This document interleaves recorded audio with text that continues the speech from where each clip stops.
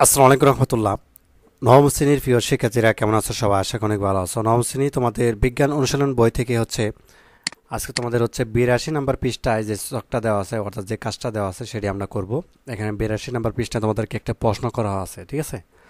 এটি হচ্ছে তোমাদের দ্বিতীয় সেশন, ঠিক আছে? অর্থাৎ সপ্তম অভিজ্ঞতার দ্বিতীয় সেশন।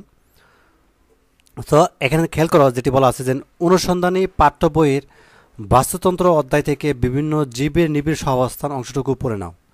তো তোমাদেরকে কি বলা হয়েছে যে অনুসন্ধান পাঠ্য বই যে আছে তোমাদের বিজ্ঞানের, ওটা হচ্ছে বাস্তুতন্ত্র অধ্যায় যে আছে, ঠিক আছে?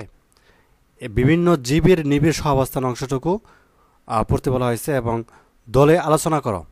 অর্থাৎ এইটুকু পড়ার পরে দলে আলোচনা করতে হবে। এবার ভেবে দেখো যে সিম্বিওসিস প্রক্রিয়া যে তিনটি ধরন বলা হয়েছে, তার কোনো উদাহরণ সে তার প্রকৃতিতে দেখতে পায় কি না। তো দলে আলোচনা করে নিচে ফাঁকা জায়গায় উত্তর লেখো। অর্থাৎ তুমি যে পড়বে বাস্তুতন্ত্রের অধ্যায় জীবে নিবেশ অবস্থার অংশটুকু, এটি পড়ার পরে দল আলোচনা করবে। আলোচনা করার পরে হচ্ছে কি করতে বলা হয়েছে, তোমাদেরকে ভেবে দেখতে বলা হয়েছে যে সিম্বিওসিস প্রক্রিয়া যে তিনটি ধরন বলা হয়েছে, তার কোনো উদাহরণ সে তার প্রকৃতিতে দেখতে পায় কি না, ঠিক আছে? তা দল আলোচনা করে নিচে ফাঁকা জায়গায় লিখতে বলা হয়েছে।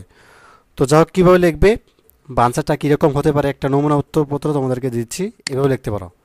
নমুনা উত্তর: জীবজগতের বিভিন্ন প্রকার গাছপালা এবং প্রাণীদের মধ্যে বিদ্যমান জৈবিক সম্পর্কগুলোকে সহাবস্থান ও সিম্বিওসিস বলা হয়।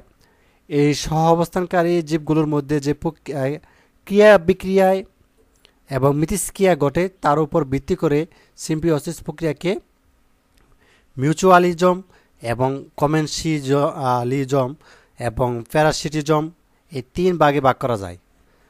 এবং কমেন্সি কমেন্সিয়ালিজম হলো দুটি জীবের মধ্যে এমন আন্তঃক্রিয়া, আচ্ছা, যেখানে দুটি জীব একটি অন্যটিকে সহায়তা করে এবং উভয় একে অন্যের সাথে দ্বারা উপকৃত হয়। যেমন মৌমাছি খাবার হিসেবে ফুলের মধু এবং পরাগ আহরণের জন্য ফুলে ফুলে উড়ে বেড়ায়, তার বিনিময় ফুলের পরাগায়ন ঘটে এবং উদ্ভিদের জন্ম হয়। আবার কমেন্সিয়ালিজমের ক্ষেত্রে দুই সহযোগীর মধ্যে একজন মাত্র উপকৃত হয়, অন্য সহযোগী সদস্য উপকৃত না হলেও ক্ষতিগ্রস্ত হয় না। যেমন পরাশ্রয়ী উদ্ভিদের অন্য বৃক্ষে জুলে থেকে বায়ু থেকে খাদ্য সংগ্রহ করে, কিন্তু আশ্রয়দাতার কোনো ক্ষতি করে না। তো এইটুকু তুমি হচ্ছে জাস্ট এখানটায় লিখে দিবে, ঠিক আছে? অর্থাৎ তোমাদের 82 নম্বর পৃষ্ঠায় যেটি দেওয়া আছে এখানে লিখে দেবে, তাহলেই হবে। তো এই ছিল তোমাদের আজকের ক্লাস। তো পরবর্তী পর্বে হচ্ছে আমরা অন্য একটা পেজের নতুন একটা তৃতীয় সেশনের যে কাজটা দেওয়া আছে সেটা দেখব 83 নম্বর পৃষ্ঠায়। তো ধন্যবাদ সবাইকে ভিডিওটি দেখার জন্য। আল্লাহ হাফেজ।